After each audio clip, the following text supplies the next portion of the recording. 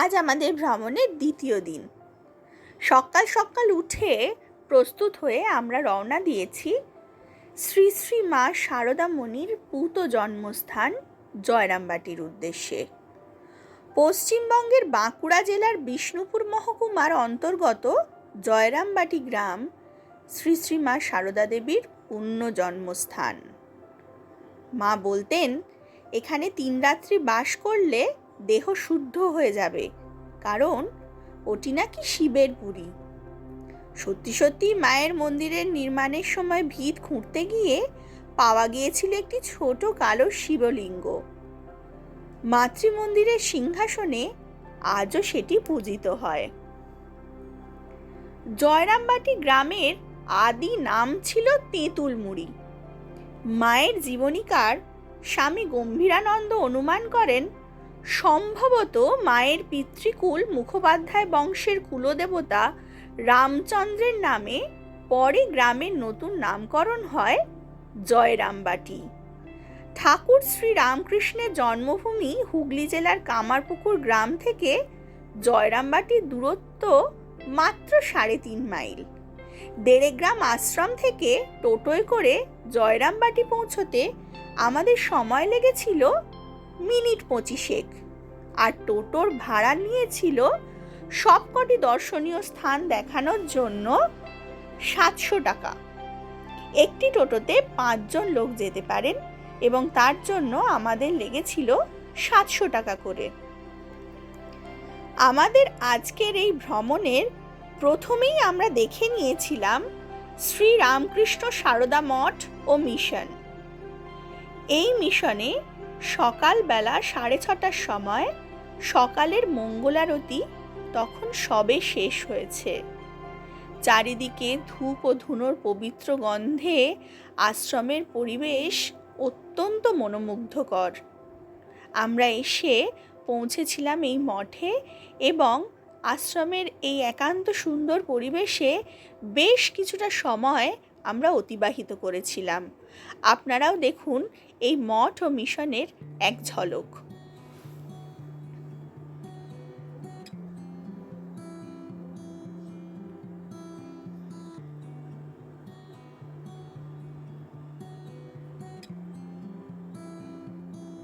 গর্ভমন্দিরের একদিকে প্রস্তর নির্মিত পরম পূজনীয় শ্রী শ্রী রামকৃষ্ণ পরমহংসদেবের মূর্তি ও অপরদিকে সকলের পূজিতা শ্রী শ্রী মায়ের আলোকচিত্র ও তার পাশে মায়ের পূজিতা জগদ্ধাত্রী দেবীর স্থির চিত্র।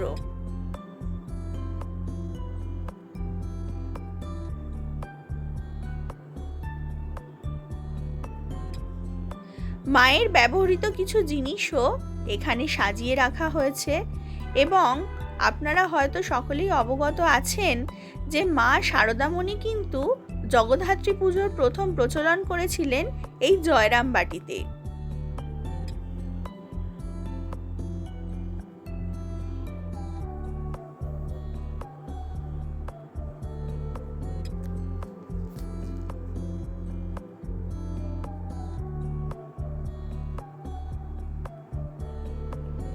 এই যে দেখছেন ত্রিপুরানন্দ ধাম, এখানে কিন্তু যাত্রীগণ এলে তাদের বাস করার জন্য ব্যবস্থা করে দেওয়া হয়।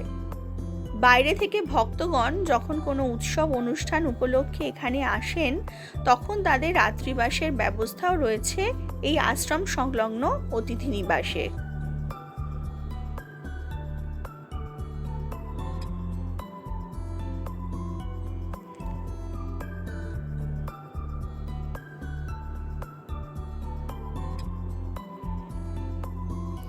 আমরা এসে পৌঁছেছি আমাদের পরবর্তী গন্তব্য শ্রী শ্রী মাতৃমন্দিরে। এই পবিত্র স্থান ধর্ম, কর্ম এবং মোক্ষের বার্তা দেয়। ভগবান শ্রী রামকৃষ্ণ পরমহংসের আধ্যাত্মিক সঙ্গিনী শ্রী শ্রী সারদামণি দেবী 1853 সালে জয়রামবাটিতে জন্মগ্রহণ করেছিলেন। বাহ্যিকভাবে তিনি প্রাকৃতিক ঐশ্বরিক অস্তিত্ব লুকিয়ে রাখার জন্য নিজেকে বিশ্বের কাছে একজন সাধারণ মহিলা হিসেবে উপস্থাপন করেছিলেন, কিন্তু ঐশ্বরিক মাতৃত্বে আবৃত এই ব্যক্তিত্ব সত্যই জ্ঞান, কল্যাণ এবং ক্ষমার অবতার ছিলেন। এই বাড়িতেই মা তার জীবনের অধিকাংশ সময় কাটান। এটি মায়ের পিতৃদেব রামচন্দ্র মুখোপাধ্যায়ের আদি বাস্তুভিটা। মাতৃমন্দিরের দক্ষিণ পূর্ব দিকে রয়েছে মায়ের নতুন বাড়ি। জয়রামবাটিতে ভক্তদের ভিড় বেড়ে যাওয়ায় পুরনো বাড়িতে থাকার অসুবিধার দরুন স্বামী শারদানন্দ নতুন বাড়িটি তৈরি করে দেন। এই হচ্ছে মাতৃমন্দিরের গর্ভগৃহ। আপনাদের সকলের অবগতির জন্য জানাই যে মাতৃমন্দিরের ভিতরে কোনো রকমের ভিডিওগ্রাফি অথবা আলোকচিত্র তোলা একেবারেই নিষিদ্ধ। তাই এই যে ছবিগুলো এখানে ব্যবহার করা হয়েছে সেগুলি সবই সংগৃহীত। এই হচ্ছে মন্দিরের গর্ভগৃহ। এখানে যে প্রস্তর নির্মিত প্রতিমাটি রয়েছেন শ্রী শ্রী মা শারদামণির, সেটি কাশী থেকে আনা হয়েছিল এবং এই প্রতিমার ঠিক নিচেই সেই স্থানটি যেখানে জন্মগ্রহণ করেছিলেন শ্রী শ্রী মা শারদা দেবী। আমাদের পরবর্তী গন্তব্য ছিল সিংহবাহিনী মন্দির। এই মন্দিরের মাঝখানের মূর্তিটি সিংহবাহিনী ও তার ডান দিকে চণ্ডী ও বাঁ দিকে মহামায়া। এই মন্দিরের মাটির রোগ সারিয়ে তোলার ক্ষমতা আছে বলে ভক্তদের বিশ্বাস। মায়ের জীবনেও অনেক ঘটনা ঘটেছে যা থেকে প্রমাণিত মা সিংহবাহিনী খুবই জাগ্রতা দেবী।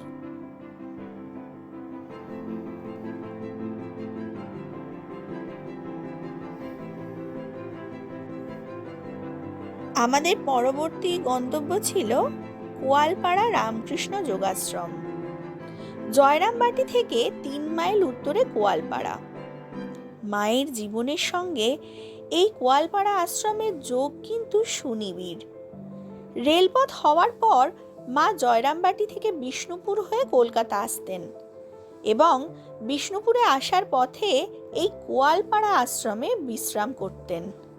1909 সাল থেকে 1919 সাল পর্যন্ত প্রতিবারই মা বিষ্ণুপুরে এসেছেন এবং এই কোয়ালপাড়ায় বিশ্রাম করেছেন। 2-3 বার তো তিনি দীর্ঘ সময়ের জন্য এই আশ্রমে বসবাস করেছেন। তাই কোয়ালপাড়াকে মা বলতেন তার বৈঠকখানা। 1316 বঙ্গাব্দে কোয়ালপাড়ার ভক্ত কেদারনাথ দত্ত কোয়ালপাড়া রামকৃষ্ণ যোগাশ্রমটি প্রতিষ্ঠা করেন। মা তার জীবনে কয়েকটি স্থানে নিজের ছবি প্রতিষ্ঠা করে পূজা করেছিলেন। কোয়ালপাড়া তার মধ্যে একটি। 1911 সালের নভেম্বর মাসে এখানে ঠাকুরের সঙ্গে নিজের ছবি প্রতিষ্ঠা করে মা শারদামণি তাতে পূজা করেন। এই কোয়ালপাড়া আশ্রমের আশ্রম পরিসরটি বড়ই মনোরম।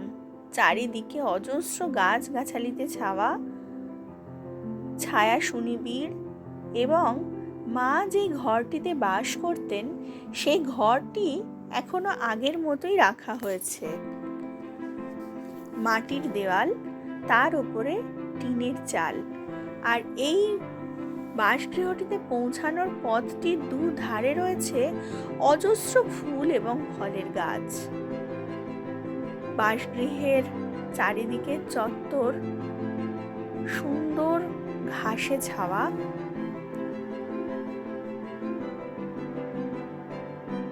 আসুন দেখে নেওয়া যাক গর্ভগৃহের ভেতরে কি রয়েছে। দেখুন, এখনো সেই আগের মতো মাটির দেওয়াল, চারিদিকে সুন্দর আলপনা দেওয়া এবং মায়ের ব্যবহৃত নানাবিধ জিনিস এখনো এখানে দর্শকদের জন্য রাখা রয়েছে।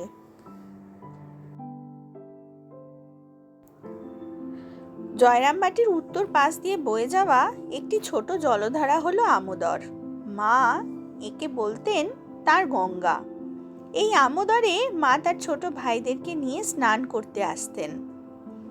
এর পাড়ে মায়ের স্নানের ঘাটটি বাঁধানো রয়েছে। রয়েছে একটি শ্মশান। মায়ের ঘাট থেকে কিছু দূরে গেলে দেখা যায় একটি আমলকি গাছ।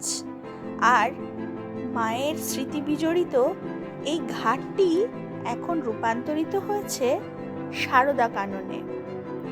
অপূর্ব সুষমা মণ্ডিত মনোরম এই উদ্যানটি সকল দর্শকদের মনোরঞ্জন করবে।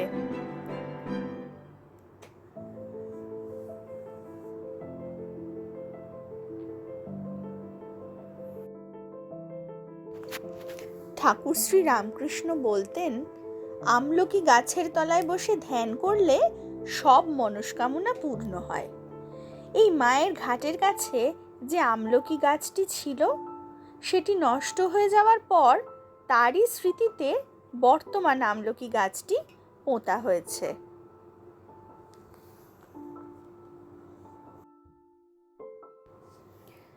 স্বামী বিবেকানন্দ মা শারদাকে বলেছিলেন জীবন্ত দুর্গা, এবং শারদামণিকে তিনি সাক্ষাৎ দেবী রূপে পূজাও করেছিলেন। যাকে সাক্ষাৎ দুর্গা বলে অভিহিত করা হচ্ছে, তার জন্মের কাহিনীটিও কিন্তু বড়ই চিত্তাকর্ষক। শিহর গ্রামের উত্তরপাড়ায় পিতৃগৃহে অবস্থানকালে শারদামণির মা শ্যামাসুন্দরী দেবীর উদরাময় হয়। এল্লা পুকুরের পাড়ে শৌচে যাওয়ার সময় তিনি স্থান নির্ণয় করতে না পেরে পোয়ানের অদূরে এক বেলগাছের নিচে বসে পড়েন, এবং তার মনে হয় যে লাল চেলি পরা একটি 5-6 বছরের অতি সুন্দর মেয়ে গাছ থেকে নেমে তার কাছে এসে কোমল বাহু দুটি দিয়ে পিঠের দিক থেকে তার গলা জড়িয়ে ধরে বলে, আমি তোমার ঘরে এলাম মা। এটিই ছিল শারদামণির জন্ম বৃত্তান্ত।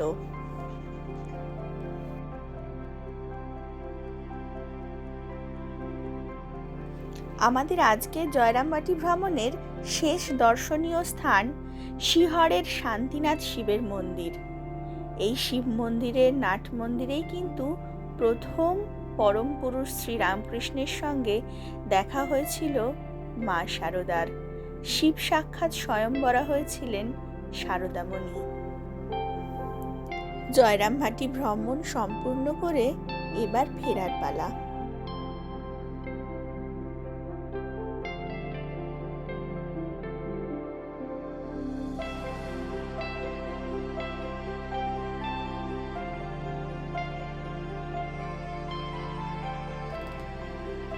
তেড়েগ্রামে আজ আমাদের শেষ দিন। সন্ধ্যা ঘনিয়ে এসেছে। কাল আমরা চলে যাব অন্য একটা জায়গায়। তাই আশ্রমের গুরুগম্ভীর পরিবেশকে কিছুক্ষণের জন্য বিরতি জানিয়ে আজকে রাত্রে নৈশাহারের জন্য আমরা বেছে নিয়েছিলাম আপ্যায়ন রেস্টুরেন্টকে। কামারপুকুর থেকে ঘাটালগামী রাস্তায় অবস্থিত এই আপ্যায়ন রেস্টুরেন্টটি। এখানেই আমরা সেদিনকের নৈশাহার সেরেছিলাম। আমরা চিরাচরিত ট্রাভেল ব্লগার নই, কোনো পেড প্রমোশনের জন্য আমরা আসিনি। আমাদের ব্লগগুলি যদি আপনাদের ভালো লাগে তাহলে প্লিজ লাইক করবেন, শেয়ার করবেন আর কমেন্ট করতে ভুলবেন না।